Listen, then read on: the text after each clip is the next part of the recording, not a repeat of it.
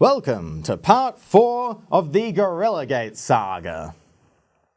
In the previous installment, I talked about how Harambe's grandmother was the result of Soviet hybridization experiments, and as promised, I will be discussing America's attempts at similar endeavors. Furthermore, I have just happened upon a shocking revelation about the Soviet experiments that will be presented later on. Now, contrary to popular belief, there actually is a secret plan in motion to make America great again. We saw how the country became increasingly unstable as these gorilla-human hybrids were picked off, and now replacements are on the way.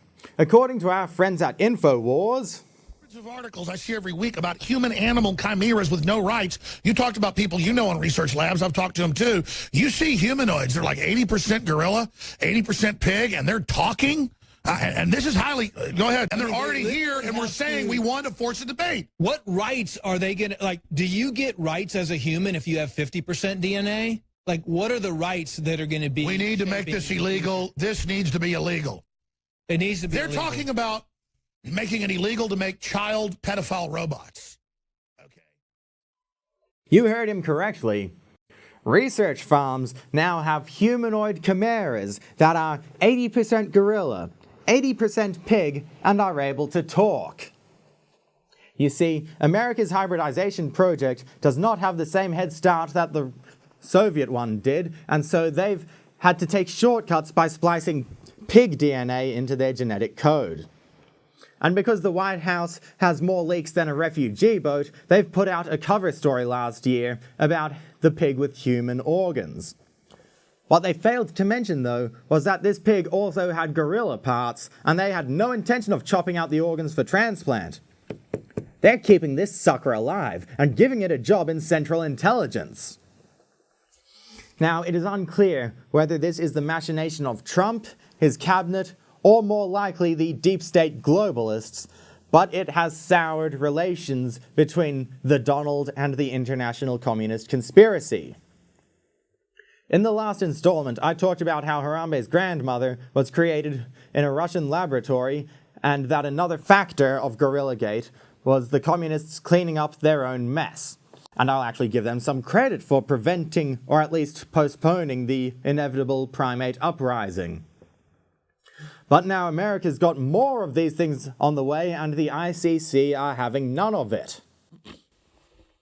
According to Trump's own Twitter on the 3rd of August, our relationship with Russia is at an all-time and very dangerous low.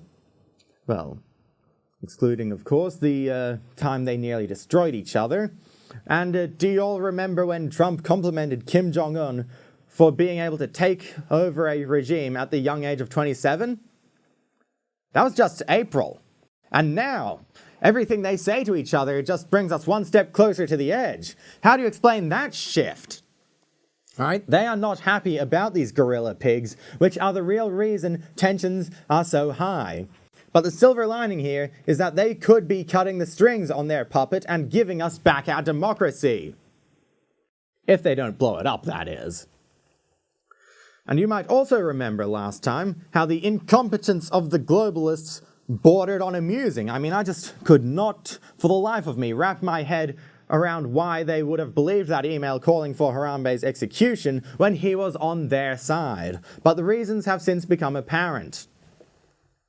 With the primate uprising over the horizon and the gorilla pig replacements on the way, it could be possible that the globalists may have already considered killing Harambe. And something that could have actually put the globalists and the communists on the same page would be if Harambe were preparing to launch his own presidential campaign.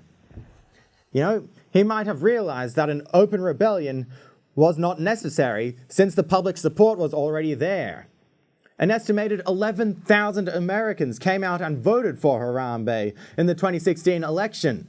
Imagine what the numbers would have been like if he were still alive. You know, we could have had a gorilla president instead of an orangutan. Actually, that reminds me about the time comedian Bill Maher claimed last year that Donald Trump was in fact the son of an orangutan. Now, as per his profession, it was presumed to be a joke. until Trump threatened to take legal action against him, which is exactly what somebody who is part orangutan would do. And it goes much deeper than that. Let's take a closer look at exactly how Ivanov's hybridization experiments of 1929 failed. Now, according to his notes, diaries, and letters that have been compiled, 3 chimps were artificially inseminated, and when none managed to conceive, Ivanov went looking for human female volunteers. But it came to a halt when the last male inhabitant of his nursery passed away. The inhabitant in question was an orangutan by the name of Tarzan. So by the time Ivanov packed up and went to the Gulag, it was established that chimps were a failure, gorillas had yet to be tried, and orangutans were definitely on the table. And in the Planet of the Apes prequels, it was foreshadowed that an orangutan would also rise to power, as portrayed by the orangutan Maurice, who acted as Caesar's right-hand man.